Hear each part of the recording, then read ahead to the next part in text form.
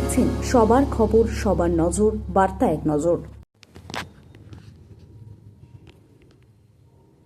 পুলিশের হাতে তৃণমূলের প্রাক্তন চুঁচুড়া মগরা ব্লকের সভাপতি। কংগ্রেস ছেড়ে এসেছিল তৃণমূলের চমকপ্রদ পদে বিচারাধীন চোর চিটিংবাজ মহিলাদের অসম্মানজনক প্রতারক দুর্নীতির পরায়ণে কুতুব মিনার।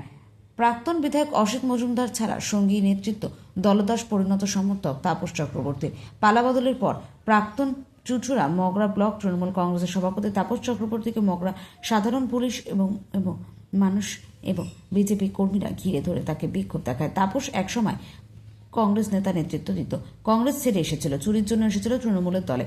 স্থানীয়দের বক্তব্য, তাদের অভিযোগে তৃণমূল সরকার থাকাকালীন সাধারণ মানুষ বিজেপি কর্মী সহ অন্যান্য কর্মীদের সাথে খারাপ আচরণ করছে এবং বিধানসভা নির্বাচনের আগে মগরা বিডিও অফিসের 7 ফর্ম জমাকে কেন্দ্র করে বিজেপি নেতা সন্দীপ সাধুকা এবং রানা মুখার্জিকে মারধর করে বলে অভিযোগ।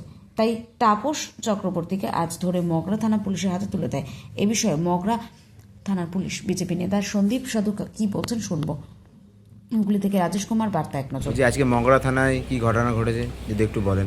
দেখুন, আজকে শুনলাম তাপস চক্রবর্তী বলে একজন তৃণমূলের হারমাত, ও বহু বছর ধরে অসিত মজুমদার এখানকার এমএলএ জেলে চলে গেছে, ওর নেতৃত্বে কাজ করত, তৃণমূলের ব্লক সভাপতি ছিল, বিজেপির ওপর এবং সাধারণ মানুষের ওপর অস্বাভাবিক অত্যাচার করেছে দীর্ঘ বছর ধরে।